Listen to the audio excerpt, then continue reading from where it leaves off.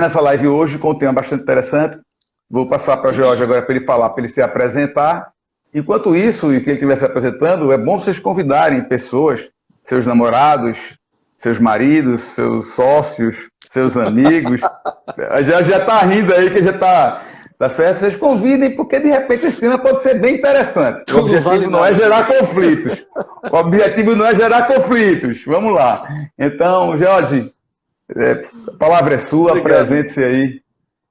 Muito obrigado. É muito bom reencontrar você. A gente andou se perdendo aí, mas acho que não, a gente não se perde mais. A tecnologia garante essa conectividade. Bom, tá aqui o livro que vai ser sorteado. O meu livro que trata sobre a psicologia da mentira. Mentira, que é um tema que eletriza as pessoas, né? Deixa todo mundo muito aceso. E eu estou aberto aí a todas as perguntas que vocês quiserem mandar. Se eu conseguir responder, vai ser ótimo. Eu já estou há muitos anos, mais do que eu gostaria nessa área, que isso indica, né? Os 60 já estão assim no horizonte, né? Já estão chegando. Não, então quando eu conheci você, eu era muito de menor, viu? Já deu. Eu vou ser avô, velho! Eu já sou! Pô, é uma delícia. Meu neto deve estar, inclusive, assistindo aí, conjunto com a mãe. Eles devem estar assistindo aí. A figura. Enrolão! Ele ia assistir. Mas minha filha mandou o João assistir. Tem 6 anos. Vai fazer 7 para o mês. Um abraço, beijão para João Murilo. É o maior enrolão da família, Jorge. Você conhecer ele, você vai. Isso é uma coisa hereditária, né, bicho? Isso puxou o lado do pai, não foi? Ele é filho da minha filha. Ok. Mas continue aí, amigo. A questão da mentira, antes que as pessoas comecem, algumas pessoas gostam de atirar essas pedras precocemente. A mentira faz parte da vida da gente. Não existe essa possibilidade de um mundo ideal sem mentiras. O mundo seria caótico se não existisse a mentira. Não estou falando da mentira tóxica, da mentira que pode prejudicar alguém, mas a mentira como um instrumento, um lubrificante das engrenagens sociais. Um instrumento que facilita o convívio das pessoas, sejam elas no ambiente familiar, esse convívio no ambiente familiar, profissional ou amoroso, né? Uhum. Sem elas, sem essas pequenas mentiras do dia a dia, que as mentiras brancas, conviver seria uma coisa muito complicada. Ô, Jorge, me conta um pouco dessa tua trajetória, até porque quando nós nos conhecemos, trabalhamos juntos, inclusive, numa agência de publicidade, quem mandou um grande abraço pra gente foi nosso amigo Luiz Carlos Costa, já postou aí e tal, deve estar assistindo também com a gente essa live. Me conta aí como é que foi essa tua trajetória de enveredar para essa área da de ser criminólogo, enfim, rapidamente aí, porque eu acho que tem muita coisa sobre mentira, então, só para a gente constar aqui. Por questões de vocação natural, que eu era um menino pequeno, do cabeção, apanhava de todo mundo, então precisava entender a linguagem corporal dos agressores para poder fugir. Existia já o bullying, mas não tinha esse nome, era porrada mesmo. Então, levava babau. Isso. Então, entender a linguagem corporal, entender a mentira, né, que está por trás de uma falsa mensagem, era uma questão de, não vou falar sobrevivência porque é um exagero, mas de chegar inteiro em casa, chegar sem sequelas. E aí, na evolução, a pegada do profissional acabou sendo embasada por muita literatura na adolescência, né, de Sherlock Holmes, a Agatha Christie, né, Conan Doyle, né, que é o autor, a Agatha Christie, toda essa pegada de entender o comportamento do outro, é muito legal. Eu estava numa livraria hoje negociando uma noite de autógrafo do meu livro, e é muito interessante como isso cativa, encanta as pessoas, porque querem conversar sobre mentira, querem tirar dúvidas, querem encontrar uma forma de desabafar. É lógico que um tema comportamento humano e mentiras não cabe tudo numa condensação de um livro. Sim, né? lógico. Mas seria uma síntese de uma linha de pensamento, alguma coisa nesse sentido. É um norte, mas é uma vida inteira dedicada a isso, e eu acho que eu vou morrer tentando decifrar o comportamento humano, coisa que gente muito mais inteligente do que eu tentou e não conseguiu plenamente, mas é uma cachaça, é viciante. Aí você começou, você também, eu me lembro que você é uma pessoa que adorava cinema também, você falava muito sobre os Sim. filmes também. Você é parecido muito com aquele ator do cinema conhecidíssimo, né? Como é o nome Rintintim. dele? Rintintim. E é George Clooney, né? O cara, parece que você, cara, você tá bem e tal, pra ser Porra. avô e tal. Mas enfim, George, me diz uma coisa, e aí, essa questão da mentira, vamos entrar profundamente no tema, né? A gente estava conversando em alguns momentos, você mandou um vídeo, eu até postei o vídeo, que você estava numa palestra e que você identifica a pessoa. Você está falando até pessoa psicopata, sociopata, tem você estava falando naquele outro vídeo, né? Que a gente estava conversando, você puxou para mim, eu falei. Me fala um pouco, a mentira hoje seria ou é um dos problemas maiores nos relacionamentos, tanto dentro do trabalho como no relacionamento afetivo. Como é que você abordaria isso aí? Como é que você explicaria isso aí? Eu queria que você Com explicasse isso aí. serenidade, tá? Com serenidade, isso. Com serenidade, porque cada geração tem a tendência de achar que nós estamos descobrindo tudo agora, antes ninguém sabia das coisas e nós somos os grandes protagonistas da história. Bobagem. Nós somos uma fraçãozinha dessa grande estrutura que movimenta a humanidade já há 150 mil anos e nós não estamos criando efetivamente nada de novo. A questão é, a tecnologia permite uma multiplicação. Por isso que é a sensação de que o que nós estamos falando aqui pode estar reverberando nos 5 continentes. Pode ser, mas é uma auto-mentira, é um auto-engano, cada um de nós acreditar que o que nós estamos colocando tem tanta relevância que o resto do mundo vai querer ouvir, vai querer entender. Isso, cada geração comete esse pecado. Então, hoje, a mentira tem a mesma proporção do que 100 ou 200 ou 500 anos atrás. E vai ter a mesma proporção mais para frente, porque são ciclos históricos, são ciclos de convivência do ser humano. E isso não se altera, isso tem mecanismos diferentes de multiplicação. Gutenberg, quando inventou a prensa, a imprensa, né? a máquina de reproduzir livros e folhetos, ele multiplicou a capacidade das pessoas assimilarem informações. E aí, na sequência, rádio, o telex, a televisão, tudo, o cinema, né, que eu ainda sou um apaixonado, tudo isso amplifica qualquer mensagem. Como agora nós estamos vivendo um momento que eu acho maravilhoso, que é essa coisa da nossa geração ter começado na máquina de escrever, né, com a ficha de orelhão, e agora estamos testemunhando essa revolução. Desculpa. Não, continue, por favor. Não, eu acho que você está falando sobre a revolução da máquina de escrever? Sim. Tirando esse auto-engano, nós vamos conseguir ter uma perspectiva muito clara de qual é o nosso papel, de qual é a dimensão das coisas que nós acreditamos ser realmente relevantes e vamos baixar um pouco a bola, fazer com que a nossa vida tenha a real importância e não essa importância de forma artificialmente inflada que os egos ajudam a fazer, né? Uma postagem que eu faço que tem 5, 10 mil likes, não quer dizer nada. Tem 60 mil inscritos no meu canal lá da UAC, no YouTube, mas eu não consegui até hoje transformar cada inscrito desse em R$1 para que eu conseguisse no final do mês colocar 60 mil no bolso só porque essas pessoas estão lá. Então, sim, as pessoas começam a perder um pouco esse referencial de bom senso, sim, de achar que tudo que eu estou dizendo é muito relevante, que todas as mentiras que me contam são muito devastadoras, eu não posso permitir que mintam para mim. Porra, se você não aceita que mintam para você, não minta para os outros, né?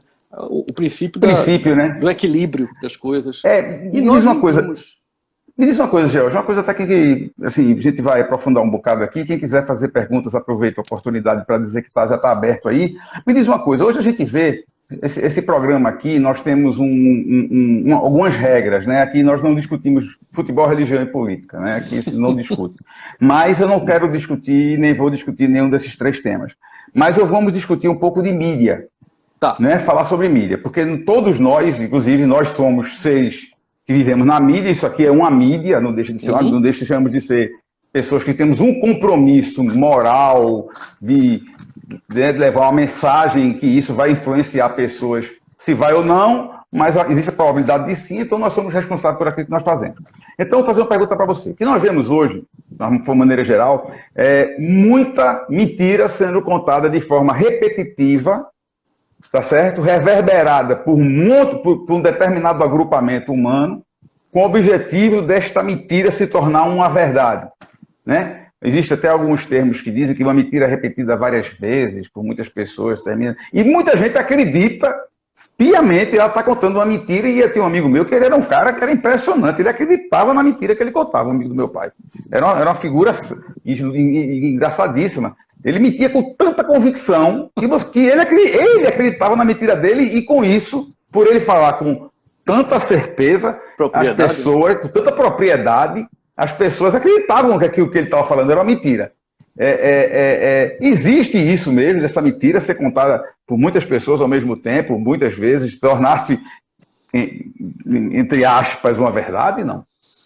Existe, dentro da análise do comportamento humano, existem dois termos que definem bem o que você colocou, e colocou bem, que é o efeito manada e o efeito matilha. Esses dois comportamentos que são antagônicos, mas que são de massas, eles mostram o seguinte: as pessoas, elas não analisam o que chega e elas devolvem aquilo instantaneamente, compartilham e fazem toda essa multiplicação da informação sem haver a checagem. É por isso que coisas pequenas, às vezes, tomam proporções muito grandes. O efeito manada, o que é que seria? Uma coisa que a minha geração conviveu, que foi a notícia de que Tapacurá estourou, isso em 74, Sim. 75, por aí. O efeito manada, porque alguém soltou essa informação e aí começou todo um tumulto aqui no Recife, as pessoas ficaram desesperadas e começaram a passar mal, a correr, a achar que o mundo ia acabar, e Tapacurá nunca estourou. Mas as pessoas, como uma manada enlouquecida, partiram para cima. Porque simplesmente naquela época, né, 45 anos atrás, reproduziram uma informação e o efeito dominó. Imagine a reverberação muito menor que tinha 45 anos atrás, só tinha rádio e a TV, acho que era bem incipiente ainda. Era assim. Mas ainda assim provocou um grande mal-estar e gente morreu e gente ficou muito machucada e gente traumatizou com isso. O outro efeito, que é o efeito matilha, ele não dispersa, ele aglutina, e aglutina de uma forma violenta. O melhor exemplo seria uma torcida organizada, né? Quando se encontram na rua, individualmente aquelas pessoas não têm nenhuma intenção de machucar o outro. Mas quando você tem o seu CPF misturado aos outros ali, a sua individualidade, o seu sentimento de culpa se perde. Então o efeito matilha faz com que a pessoa distribua essa culpa pela quantidade de parceiros que tem ali ao lado e eles massacrem um inocente. Então, usando essas duas referências para tratar dessa coisa das informações que são falsas, se as pessoas parassem um pouco e analisassem o que é isso aqui, o próprio bom senso delas, por menor que fosse, poderia jogar uma luz sobre isso. E elas podiam perceber que existe toda uma manipulação, porque nós somos seres que, se nós mentimos naturalmente, se os outros mamíferos mentem naturalmente, se os pássaros, se até as plantas mentem, elas tendem a se disfarçar, os peixes também. Se a mentira ela faz parte de todos os reinos, né? Só não do mineral, até agora eu não consegui achar mentira no reino mineral. Mas como é que nós podemos achar que o nosso julgamento é o mais correto, né? Que a nossa baliza é a mais perfeita e que nós somos superiores ao outro? Eu acho que na hora em que nós começarmos a entender que o nosso achômetro ele é tão importante quanto o do outro, nós vamos ter a tendência de baixar menos o tom e falar com mais propriedade daquilo que nós conhecemos, mesmo que seja uma questão de fé, aquela coisa fervorosa e arraigada que nós defendemos com ardor. Não significa que seja verdade. Às vezes a gente defende uma mentira de uma forma muito veemente. Eu sei. E me diga uma coisa, que sugestão, por exemplo, a gente sabe que hoje na mídia tem muitas notícias que são dadas de formas equivocadas ou até de formas mentirosas, fake news, né? Que é a frase... Como é que você orientaria? Eu sou uma pessoa que eu faço vídeos e estou sempre comunicando, eu digo sempre às pessoas que quando virem uma notícia, não tomem nenhuma notícia como verdade absoluta. Ela vai em outras fontes, né? Porque hoje em dia tem esquerda, direita, centro, alto, meio, baixo. ela não ouça só um lado da história, ouça os dois, porque existem três verdades, né? Que João conta, a que Bill conta e a verdade do que realmente aconteceu. Então, o que é que você daria para uma pessoa que está assistindo a gente aí como uma sugestão, orientação, quando viu alguma informação, antes de tomar qualquer decisão em cima da informação, para se garantir que não está engolindo uma mentira, vamos dizer assim? Você já deu a melhor resposta, que é procurar as versões, né? O problema que nós temos hoje chama-se algoritmo. O algoritmo que está por trás do Google, né, das comunicações de uma forma geral, ele faz com que os semelhantes se atraiam. E na hora em que nós percebemos que estamos cercados de semelhantes, nós tomamos isso como a realidade e não como uma bolha, o que é de verdade, porque essa bolha de semelhantes, ela é resultado do algoritmo que jogou todo mundo que acredita nas mesmas coisas para o mesmo lado. Então, quando nós vemos que não estamos sozinhos levantando aquele discurso, que tem mais gente compartilhando aquilo, nós tomamos isso como verdade e nos esquecemos que esse grupo só se formou por conta do algoritmo, que jogou todo mundo para lá. Os outros grupos que acreditam em outras coisas, nas próprias verdades, também estão levantando suas bandeiras e também estão bravejando, né, para que essas verdades se sobreponham aos outros. Então, se a gente consegue enxergar que nós não somos esse ser com tanto poder de aglutinar os outros, quem faz isso é o algoritmo, a gente já começa a se desarmar mais. Acho que é por aí.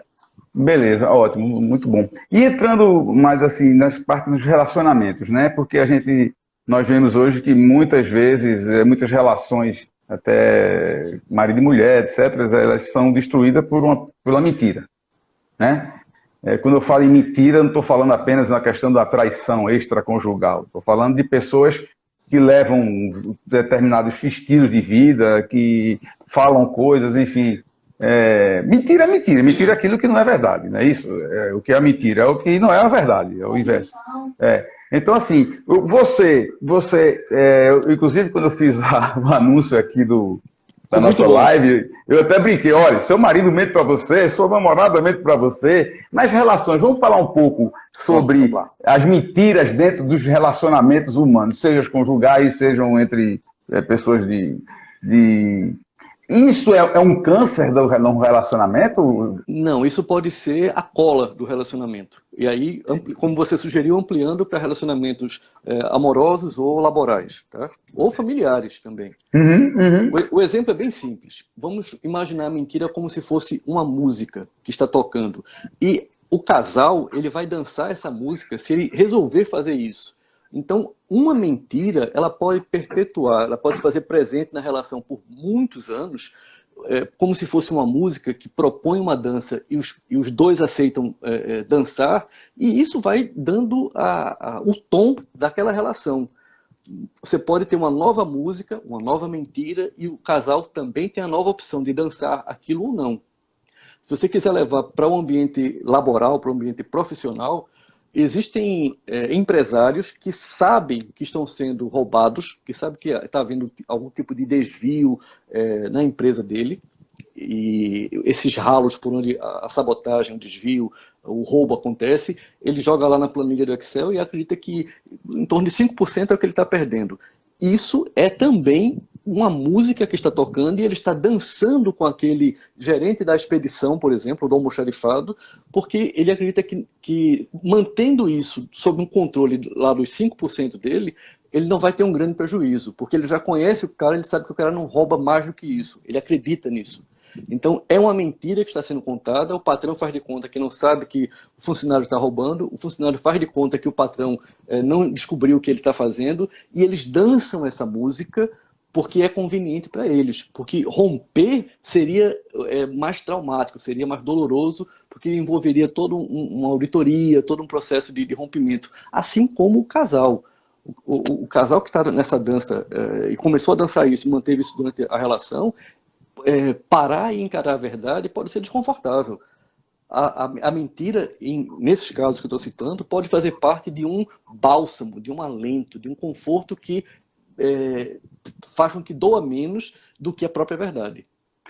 A Andiara aqui está colocando aqui uma pergunta, perguntou, e a mentira Belém, e a mentira para evitar um sofrimento desnecessário, ou seja, as pessoas preferem às vezes viver, acredito eu que seja do que ela está querendo dizer aqui, dentro de uma mentira para sofrer menos, né? Tem gente que finge até que um parente não morreu, que bota na cabeça que esse parente viajou para longe e que não vai ver nunca mais, para não ter que enfrentar a realidade da morte desse parente ou dessa pessoa querida. Cara, você tocou num ponto que é muito importante, que é o auto-engano, né? A auto-mentira. Sim.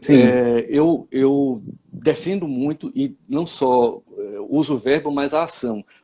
Os meus filhos foram educados sabendo que existe o ciclo da vida, né? Que a gente está aqui e depois vai embora. Como é que isso deve ser passado para as pessoas mais novas e como é que nós adultos precisamos ficar alertas para não cairmos nessa armadilha do auto-engano?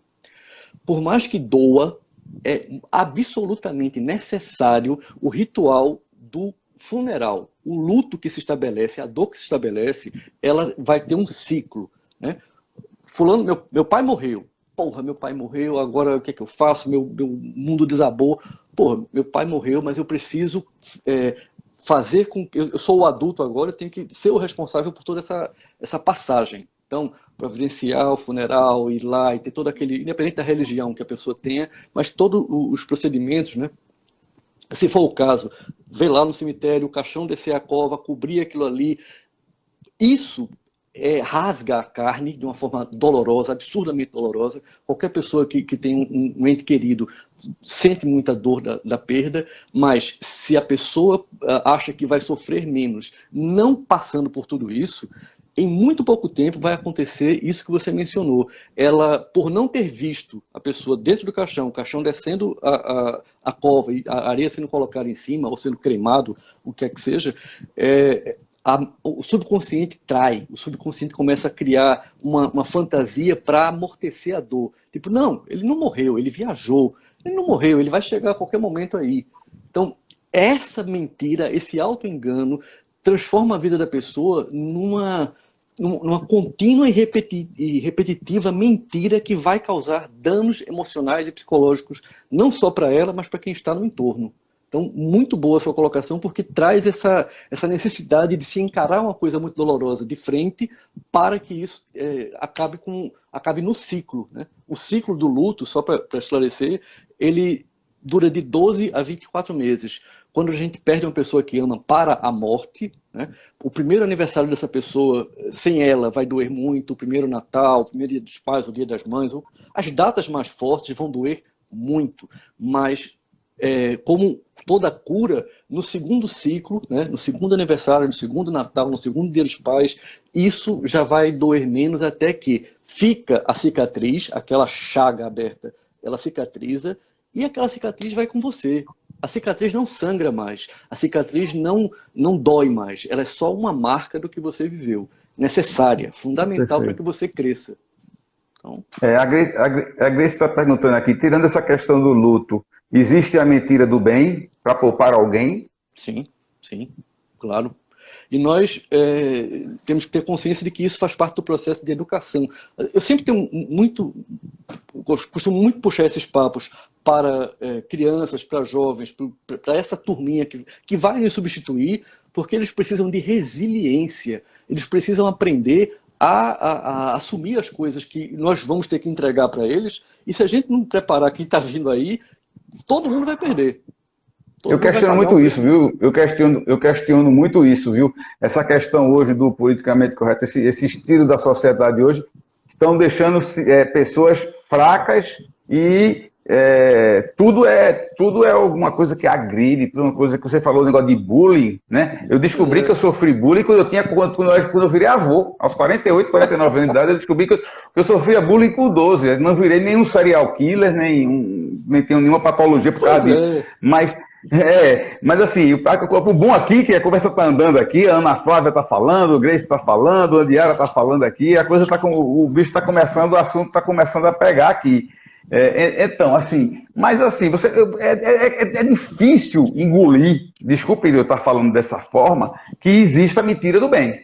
Assim, eu sou uma pessoa que eu fui criado dentro do falar a verdade, tudo meu tem que ser às claras, se a pessoa errou, a pessoa tem que, né, essa parte da resiliência, ser responsável pelas suas decisões, mas viver em cima de mentira, eu fico meio preocupado com isso aí, George, porque eu sei que você é especialista nisso. Eu quero que você tranquilize meu coração agora com relação a isso. Olha, só um minutinho.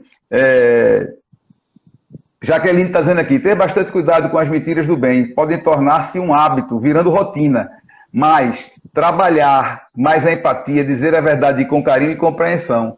Beleza, Ana. Beleza, Jaqueline. Sim. Vamos lá, o pessoal está participando aqui, mas continue aí para essa minha questão. Bem, ela deixa de ser do bem, ela deixa de ser tecnicamente ou a mentira branca ou a mentira social, quando ela passa a causar um mal. Quando é que ela recebe essa classificação de mentira do bem ou mentira branca ou mentira social? Quando nós cruzamos um com o outro no hall do nosso prédio, ou no estacionamento, ou no shopping, e acenamos um para o outro, tudo bem, tudo bem. E se não estiver? Tecnicamente isso é uma mentira. Então, essas pequenas mentiras do convívio social, do nosso ambiente de trabalho, ambiente familiar, elas muitas vezes são necessárias para incentivar o outro, ou para não derrubar o outro. A questão da criança, do adolescente, concordo com você, a gente tem que fortalecer esse músculo da resiliência, tem que engrossar o couro, né, para que eles aguentem as porradas da vida. E aí, pronto, muitos anos atrás, quando eu comecei a jogar tênis com meu filho, eu tinha mais técnica do que ele, tinha mais força nos golpes do que ele, e aí eu facilitava algumas bolas para que ele pudesse equilibrar o jogo. Isso era uma mentira do bem, para que ele ganhasse uma autoconfiança e não quisesse desistir logo ele tinha seus 12 anos. Mas aí o cara aprendeu muito rápido, velho. E assimilou muito rápido, muito mais fôlego, eu já velho, cansado. Em pouco tempo ele estava batendo mais forte na bola, com muito mais técnica, e aquela mentira do bem que eu tinha contado antes, agora tinha virado um monstro contra mim, porque o cara era a autoconfiança em pessoa, e é raro eu conseguir vencer esse caçula que eu tenho. Me diz uma coisa, e assim, e nesses relacionamentos que eu posso dizer que doentios, de pessoas que têm uma vida extraconjugal, marido que trai a mulher, mulher que trai o marido, enfim, tem gente que faz de conta que não vê, né? Eu conheço pessoas que fazem de conta que não vê, porque não quer destruir aquela relação, seja homem ou mulher, não estou aqui dizendo qual dos dois que está fazendo isso, mas o que é que as pessoas podem utilizar de técnicas e táticas e observar comportamentos para saber ou não se essas pessoas estão sendo traídas, seja ela efetivamente... Acho que o mais importante é saber se elas querem saber. Fundamental. Porque, não raro, você tem ali um casal que, dentro daquela dinâmica, cada um, eles resolveram se aturar, porque tem muito mais a perder se romperem aquela aparência de família feliz, vão ter que recomeçar, cada um no seu núcleo, aquilo tudo, isso custa dinheiro. Então, não necessariamente, eles não sabem disso, mas sabem e se acomodaram. Então, se você confronta ele ou ela com a verdade, você, além de não resolver uma coisa que não queria ser resolvida, você pode correr o risco de perder o amigo ou a amiga, porque, confrontado com a realidade, ele vai ter que se posicionar. Se você entrar na dança deles e fizer vista grossa porque ele ou ela, depois que você jogou, fez uma sinalização de que, preste atenção, dá mais atenção ao teu parceiro, à tua parceira, vamos ver se a gente sai junto, e eles continuaram nisso aí, é bom ficar atento, bom ficar atenta aí à sua audiência, para não cometer o erro de querer ser mais real do que o rei, né? De querer trazer a verdade a qualquer preço para aquela pessoa, porque é importante para ela saber. Quando ela não quer saber, deixa ela na ignorância. Então, o primeiro passo é exatamente esse, tentar ter a sensibilidade de saber se aquela pessoa está interessada na verdade ou não. Se estiver, aí lógico, né? Jaqueline está bem participativa aqui, porque ela fez outra pergunta, ela está dizendo, quando dizer que está tudo bem, ainda que não esteja, por filosofia de não se utilizar-se de autopiedade, torna-se mentira ou torna-se apenas uma filosofia do bem? Traduz para mim. Eu acho que você falou, né, aí, né, tá tudo bem, tá tudo bem. Você sendo até positivo, porque se a pessoa chegar para mim e perguntar, tá tudo bem, se eu for contar como é que está a minha realidade agora, Não, a gente não vai se cruzar no elevador, vai ter que passar o dia sentado aqui, olha, está acontecendo isso, está acontecendo isso. Na realidade, isso aí talvez a pessoa não esteja preocupada em saber se você está bem, ela está apenas sendo cordial com você, não é isso? Eu vou dar um número. Bom. Você, estou apostando também com o pessoal que está assistindo aí, nós fazemos parte de um grupo de pessoas normais que contam em torno de 100 mentiras brancas por dia. 100 mentiras, né? A grande maioria brancas ou sociais, mas porque entra essa contabilidade exatamente isso. O se cruzar no elevador, tudo bem, o acenar para o outro. Isso tem a ver com esse número assustador. Aí dentro também tem alguma coisa de infidelidade ou um hábito que o brasileiro... Não todos, né, mas culturalmente, aquela coisa de levar vantagem, de não dizer, a omissão também é uma forma de mentira, né? Omitir que recebeu um troco a mais, omitir que aquela pessoa, ao invés de colocar 10 pães no saco, colocou 11, opa, mas deixa passar. Ficar calado, também, né? Isso é muito mais tóxico do que uma mentira branca, porque isso é a desonestidade em prática, em ação. E você, nessa sua trajetória, você na sua vida empresarial, voltando um pouco agora para o lado empresarial, eu queria que você contasse alguns episódios interessantes, coisas que aqui no grupo tem pessoas também assistindo, que são empresários também, né? Situações que você achou e que você acha que o nosso tempo é pouco, a gente não pode contar muita coisa, a gente já está, vamos dizer assim, no último quarto já do último terço da nossa entrevista. Passa rápido, viu? Passa rápido, mas assim... Estou me divertindo. Não, muito. Para mim tá ótimo. Ficaria aqui até 8 horas conversando sobre esse assunto. Mas eu queria que você contasse alguns momentos assim na sua vida que marcaram por ser coisas que ninguém imaginava e, enfim, no fundo existia uma mentira que estava interferindo. Vou dar 2 dicas para os empresários ou profissionais liberais que estejam aí assistindo a gente. Uma é sobre como se comportar durante uma reunião. Tá? Reunião de negócios, aquela reunião acirrada, onde as pessoas estão precisando, né, fechar aquele negócio, mas cada um dentro dos seus termos. Coloque sobre a mesa, se você é o anfitrião, tá, dessa reunião, coloque sobre a mesa papel e lápis, não de forma organizada. Espalhe, deixe meio caótico, assim, folhas de papel, lápis, caneta, o que você quiser, deixe lá espalhado. E vá tocando a reunião. Não tenha pressa de colocar a reunião no cronômetro. Deixa rolar. Dá uma pausa para o cafezinho, dá uma pausa para conversar. Por quê? As pessoas que estão conversando com você, do outro lado da mesa, elas tendem a ser traídas pelo subconsciente. Aí é onde o corpo fala, né? Literalmente fala. A pessoa vai estar dizendo que não consegue chegar naquele preço que você está propondo, mas ela está mentindo, ela consegue chegar. E aí, muita gente tem o hábito de enquanto conversa, rabisca alguma coisa. Por isso, a sugestão do papel e da caneta sobre a mesa. Se ficar organizado, ela vai encarar aquilo ali como um empecilho para desmanchar aquela pilha bem organizada, aquelas canetas bem colocadas. Se está espalhado, se está caótico, ela pega com mais facilidade. E aí ela começa a rabiscar, e quando você volta a falar com ela na reunião, ela continua rabiscando. E aí, quando você pergunta, mas não tem como a gente chegar nesse preço mesmo? Amigo, muitas e muitas vezes a pessoa vai e escreve ou um sim, ou um não, ou o próprio número que elas podem chegar. E nem percebem que estão fazendo isso. Porque enquanto elas estão mentindo oralmente, o resto do corpo está trabalhando para tentar harmonizar aquilo. A mentira é uma violência contra si mesmo.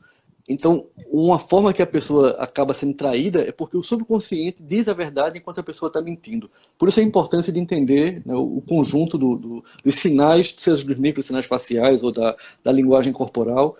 Então, muitas vezes a verdade está sendo escrita enquanto a mentira está sendo falada. Nesse caso específico da reunião de negócios. O outro exemplo é em relação a seleção, e principalmente a seleção do cargo de gerência para cima.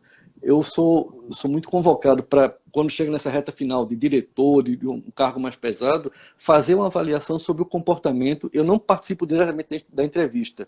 Eu fico como coadjuvante ali, um ouvinte ali. Um ouvinte.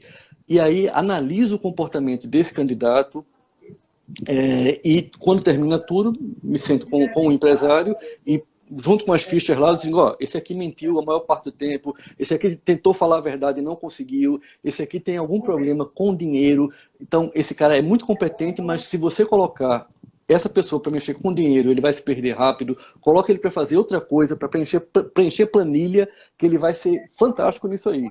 Então, essa coisa de analisar o comportamento do outro, seja numa seleção, seja numa reunião, acaba dentro do ambiente profissional, empresarial, sendo diferencial competitivo para esses empresários, para esses profissionais liberais.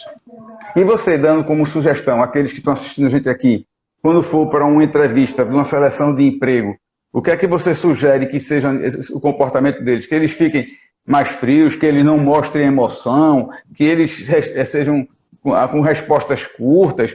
Porque eu me lembro, uma vez eu fui para uma audiência e o advogado chegou para mim e fez: responda apenas aquilo que perguntarem.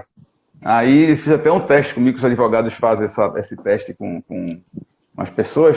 Não tem nada a ver com o que a gente está falando, mas no fundo tem. E, enfim, nesse teste eu fui aprovado, vamos dizer assim. Mas você, quando for você quando for orientar alguém que vai para uma seleção, como é que ela deve se portar para que ela não minta, seja clara, mas seja que dê resultado para aquilo? O que é que o empregador, no caso, está esperando dela, né? Não é apenas, a gente sabe que na contratação não pesa só apenas a competência profissional, né? Comportamento, relações interpessoais. Nós nos conhecemos no treinamento de relações interpessoais dentro da empresa. Isso. Não é verdade? Isso aí, há muitos anos atrás. E, assim, o que é que você sugere para a pessoa que está indo para uma entrevista, como é que ela deve se comportar? Meu irmão, não existe uma receita de bolo, tá? Usando esse exemplo que você falou, de 32 anos atrás, quando nós nos conhecemos, Luiz Carlos, né, que é o seu xará, figura maravilhosa, que foi muito importante, né, nesse começo de vida que a gente teve. Foi uma coisa bem de vanguarda, né? Assim, foi. Hoje as empresas fazem aquilo, coisas que nós fizemos há, né, muitos anos atrás. Mas, vamos lá, usando isso como exemplo. Eu sabia que era uma entrevista para uma agência de propaganda. Então eu sabia que a informalidade tinha mais peso do que a formalidade. Eu procurei adequar, e isso aí eu estou usando como exemplo para quem está assistindo a gente. Tá? Se você vai para uma entrevista para ser assistente de um juiz de um tribunal federal, aí, meu amigo, a formalidade bate no teto. Uma agência de propaganda, um veículo de comunicação, uma coisa mais dinâmica, mais leve, mais solta, você não pode ir muito duro, muito formal, muito centrado, porque vão achar que você não tem jogo de cintura, que você não é safo o suficiente para dar conta lá da missão, do recado. Então, quando eu fui para lá, eu tinha um currículo muito pobre. Eu estava na universidade, estava, acho que no terceiro ou quarto semestre lá da Federal. Não tinha, eu era muito novo. Nós éramos muito novos. Né? Você tinha mais currículo do que eu. Nada, eu tinha 23 para 24 anos, não tinha nem feito faculdade ainda, fiz a faculdade, entrei na faculdade depois, por incrível que pareça. Fiz economia, entrei com 26 anos, tem ideia. Aí o meu currículo era uma folha de papel ofício, né, com espaços bem generosos para poder caber ali tudo. Né? Até tipo sanguíneo eu colocava para poder preencher aquilo. Né? Na informação. Aí eu coloquei lá informações técnicas, alguns poucos cursos que eu tinha feito, e na questão de línguas eu coloquei inglês, espanhol e tibetano. Luiz Carlos lembra disso. E aí, por coincidência, felicidade mesmo, coincidência, quando eu entrei na sala dele, ele estava usando uma camisa exatamente igual à minha. Aí ele olhou para mim, aquele jeitão meio sério dele, mas... Pô, você me seguiu em casa, filho. Você estava na porta da minha casa esperando que eu saísse para usar uma camisa igual à minha. Aí já quebrou, né? Já quebrou aquela formalidade, já deixou à vontade, aí já começou a bater papo. E aí eu senti que eu poderia ser eu mesmo, que eu não precisava ser o personagem que eu tinha ensaiado para vender o melhor de mim. Eu podia ser eu mesmo. Mas eu tinha colocado essa pegadinha no currículo, né? Tibetano, pô. Ninguém fala tibetano. Nem o pessoal do Tibete fala direito o tibetano. Aí ele foi lá fazendo o checklist dele, tal, endereço, experiência profissional, escolaridade, e aí chegou lá, línguas, inglês, ok, espanhol, ok, tibetano, aí ele se ajeitou na cadeira. Se eu falar em tibetano com você aqui, você vai responder? Diga, por favor, o que é que vem depois da língua tibetano? Entre parênteses, digo, sim, dialeto. Digo, pronto, dialeto. Se você falar o mesmo dialeto que eu vou responder a você.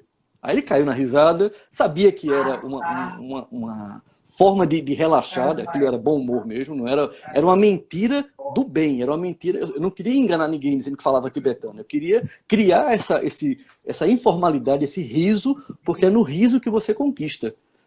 Tanto é que eu e você fomos selecionados, tivemos Foi. O meu caso foi interessante, viu? Eu não sei se o Luiz Carlos está vendo, o meu caso foi interessante, porque existia lá dentro dos pré-requisitos que a pessoa tinha que estar cursando um curso superior. Sim. E eu não cursava curso superior. E na entrevista, todos os pré-requisitos dava, e na época quem me entrevistou foi Kleber, eu acho que foi Kleber. Aí, acho que era Kleber o nome dele. Aí ele fez, mas você não tem curso superior. Eu olhei para ele e fiz, eu não tenho curso superior não, mas você vai me colocar aqui para trabalhar, que meu sonho é trabalhar numa agência, essa é a oportunidade que eu estou tendo, e você... Eu falei com tanta convicção, tanto assim, que ali eu vi que o cara olhou assim e fez, bicho, esse cara tá com vontade mesmo, né? Com tesão. Tá com tesão mesmo. Eu vou apertar um minutinho agora, enquanto o pessoal vai começar a última rodada de perguntas, e vou fazer o sorteio. Eu estou utilizando o Sorteio Gran, que é um aplicativo que tem na internet, onde as pessoas que foram lá e colocaram seu nome, mandaram mensagens, indicaram a live para outras pessoas, escreveram. Eu, a partir de agora, não adianta colocar mais, porque eu já fiz o levantamento de quem já fez, e vou sortear agora um número com as pessoas que foram e que fizeram lá a postagem. Então, o ganhador do livro é o número 2846, Grace Araújo, foi a ganhadora do livro Eu Sei Que Você Mente. Então, Deus parabéns a ela, que foi a vencedora. Meus parabéns. Vou mandar para você o seu endereço. Belém vai me mandar os seus dados, e aí eu autografo e chega na sua casa. Parabéns. Ótimo. Vamos voltar agora para a nossa fase, né, final aí, que daqui a pouco aparece um númerozinho aqui. Mas eu sei que o pessoal gosta de falar muito dessas questões de relacionamento, certo? Eu queria fazer uma pergunta com você, uma pergunta um pouquinho complicada. Existem algumas características que as pessoas têm no dia a dia no seu comportamento, tá certo? Que serve como indício que essa pessoa está traindo, ou seja, a mulher com o seu marido tem algumas coisas que faz. Não estou falando aquele negócio de esconder do WhatsApp, essas coisas não. Estou falando uma coisa mais, vamos dizer assim, mais sofisticada, vamos falar nesse sentido. Como é que a gente pode observar que aquela pessoa ali não está mentindo, está sendo... Só antes disso, pergunta aí ao pessoal o que é que eles acham. Quem é que mente mais, o homem ou a mulher? Então você está dizendo aí que está todo mundo escutando, né? E aí? Quem é que mente mais? O que é que vocês acham? Quem é que mente mais? Homem ou mulher? Vamos lá. Jaqueline, quem é que você acha? Ana, Grace... D'Alessandro, pessoal que está assistindo aí, vocês acham que quem mente mais, o homem ou a mulher? Complicado isso aí, vai ter problemas depois, viu? Vamos lá. Isso é a introdução da resposta. Olha aí, ó. Ana Flávia diz que é homem. Ana Flávia diz que todo homem é mentiroso, todo homem é cabra safado, tudo é igual, ninguém presta, né, Ana? Cadê o nosso sindicato para defender a gente, cara? Carlos Eduardo está dizendo que os dois mentem. Aí já está sendo meio campo aí, né? D'Alessandro está assumindo lá que o homem mente também. Bem, tá 2-1, 3-1, eita, agora vai ser lapada. Tá? Acho que a turma aqui vai dizer que o homem mente mais. O homem mente mais que a mulher mesmo, Jorge? A resposta é a seguinte: o homem mente mais, a mulher mente melhor.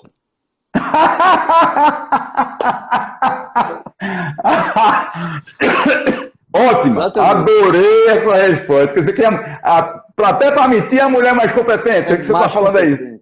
A gente mente numa quantidade muito grande, mas elas mentem com a qualidade que não tem quem consiga alcançar. Mas, rapaz, é mesmo. É verdade. Tá vendo aí, pessoal? Vocês que estão assistindo aí. Na pergunta, se existe uma forma de detectar isso. Sim. Certo. Nós, homens, mentimos mais, mas mentimos de uma forma mais básica, né? A mulher, quando mente, ou a mulher, quando quer dar o troco, né? Ela foi traída e quer trair para que ele sinta o gosto, né? O amargo que ela sentiu, ela vai fazer muito bem feito. Ela vai criar uma situação muito devastadora para o cara. Então, quais são as dicas? Mas tanto para um quanto para outro, esse ar fresco da traição, esse sopro que vem, provoca uma mudança no comportamento que a própria pessoa não consegue disfarçar. Ela fica automaticamente mais preocupada em agradar esse ser novo, né? Ele ou ela que está que é a novidade na relação, ele quer agradar ou ela quer agradar, e aí se preocupa mais com a aparência, passa a se vestir melhor, passa a cuidar mais de cabelo, de pele, de tudo mais, de uma forma natural. Só que o cônjuge, o parceiro ou a parceira, eles sabem qual é a rotina, eles sabem qual é o histórico dessa pessoa. E essa pessoa, do dia para a noite, começar a ir para a academia, começar a caminhar, começar a malhar, começar a se preocupar se a roupa está bem passada, se está tudo organizadinho, isso é um indicativo. Nós, homens, não sabemos diferenciar, muitas vezes, um sapato de marca, uma bolsa de marca, de uma bolsa de imitação. Mas precisamos ficar atentos a isso, porque as mulheres, quando começam a gastar muito dinheiro com uma bolsa mais sofisticada, com uma lingerie nova, com um vestido novo, é porque pode ser um indicativo de que alguma coisa vai mal. Abriu a concorrência. Pois é, pois é. E É quer bom. agradar aos... O melhor mesmo é não mentir, né? O melhor é que tenha uma relação sincera, né? Eu acho que a verdade deve prevalecer acima de tudo. Eu não gosto da... Você fala de mentira branca, né? Você fala mentira branca, você tem outro tipo de mentira, que são essas que... É porque dependendo do autor, você tem mentira branca, eles chamam de mentira branca ou mentira social, ou mentira do bem, né? Basicamente são sinônimos, né? Ô, Jorge, sim, mais um. Então conta aí mais uma questão dessa na que você presenciou, que você gostaria de colocar aqui para a gente começar ao fechamento do... Dentro desse ambiente empresarial, estava havendo um índice de roubos dentro de uma filial de uma grande empresa daqui do Brasil, e eu fui chamado para fazer essas entrevistas para identificar o tamanho da quadrilha que estava atuando naquela empresa, naquela filial. Se era só o gerente, se era o gerente mais o assistente. Uma filial que tinha 85 funcionários, 70 estavam metendo a mão. Então, do cara que descarregava o material do caminhão ao estoque, ao gerente, à secretária do gerente, ao cara que fazia de vendas, havia todo um comando ali, todo um esquema bem montado. E aí, uma quadrilha, né? Uma quadrilha. E aí foram 2 dias de entrevistas intensas com essas pessoas, só que eu queria trazer a verdade à tona. Então, dentro de uma sala de reuniões lá muito grande, com aqueles ar-condicionados monstruosos, né, aqueles bem grandões mesmo, eu coloquei a pior cadeira que eu encontrei na empresa, de frente para esse ar-condicionado, fiquei fora do alcance do ar-condicionado, e aí coloquei no máximo, servi muita água para a pessoa, e isso era uma rotina que eu repetia com cada um dos entrevistados, e aí eu os colocava, né, os homens e as mulheres, numa zona de desconforto, porque eles estavam mal sentados, recebendo um vento muito gelado em cima deles, no máximo o ar-condicionado, e a bexiga cheia, né? Querendo sair para fazer xixi, e eu disse, vamos terminar primeiro aqui a entrevista, a gente não pode quebrar o raciocínio.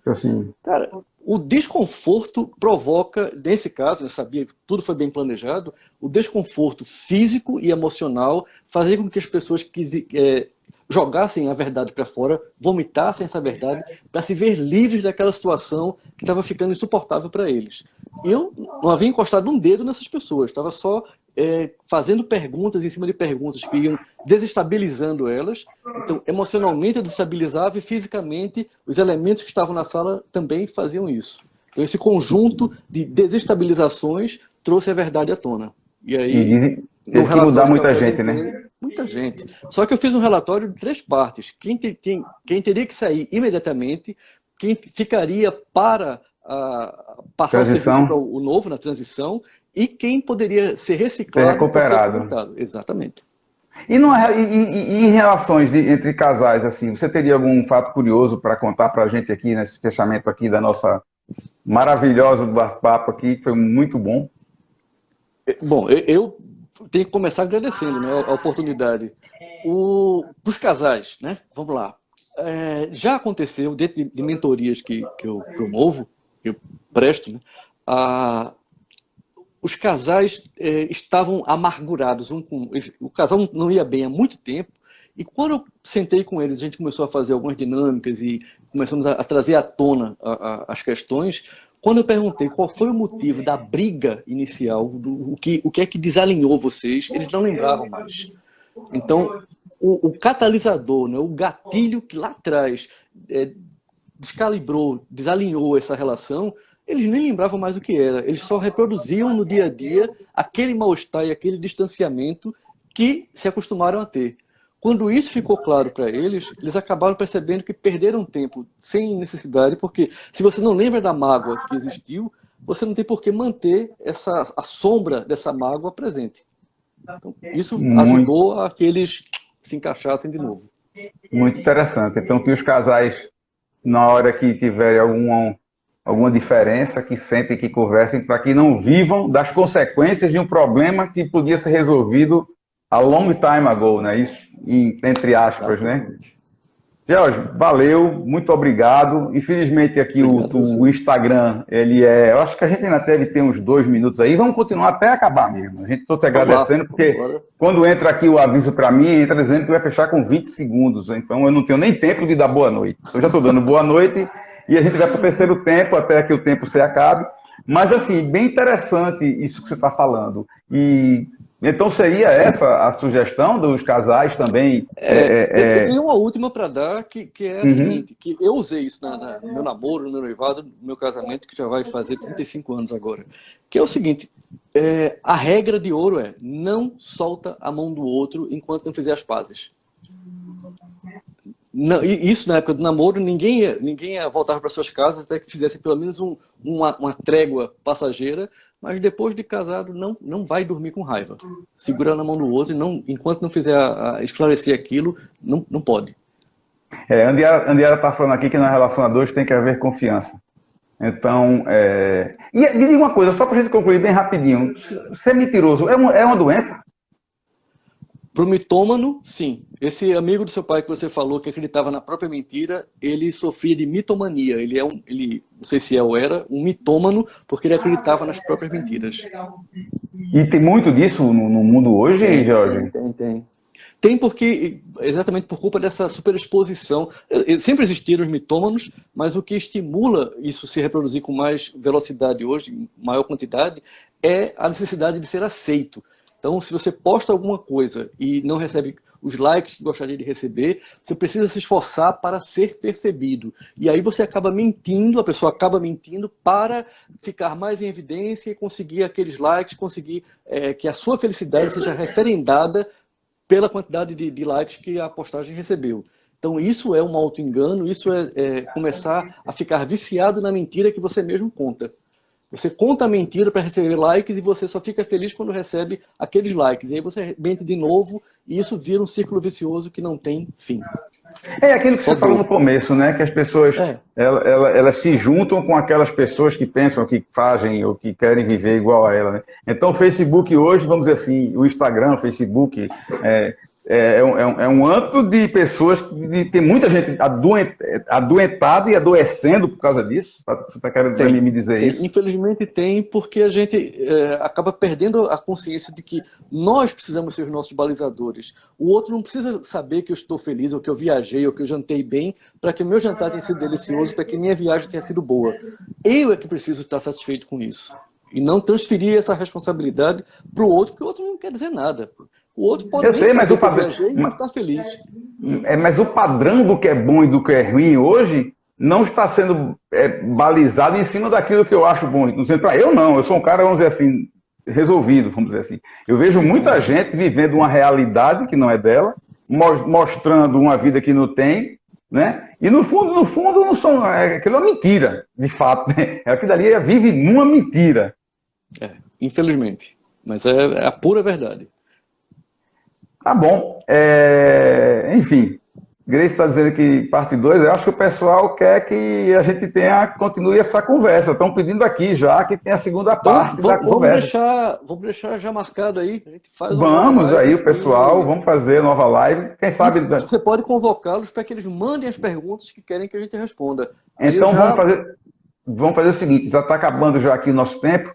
Vamos fazer... Segunda-feira está marcado, dia 8, tá bom para você? A gente vai se falando, então dia 8 vai ter o segundo tempo. Vou fazer a postagem amanhã e vocês não esqueçam, tem que ir na postagem e deixar a pergunta na postagem, tá? Isso. Então, convido o pessoal, esse vídeo vai estar disponível no IGVTV, no Instagram TV, naquele videozinho. Amanhã vocês passem para amigos, para assistirem. Isso bem. A mídia implica no padrão doentio, onde não mostrar-se ter a vida resguardada torna-se um mentiroso para a vida social. Vamos falar sobre isso? Vamos? Vamos falar sobre isso, Jaqueline. Então, Jaqueline, avisa seus amigos aí. Vamos falar sobre essas fantasias, esses personagens que existem hoje nas mídias sociais. Exatamente. E se aprofundar nesse tema aí.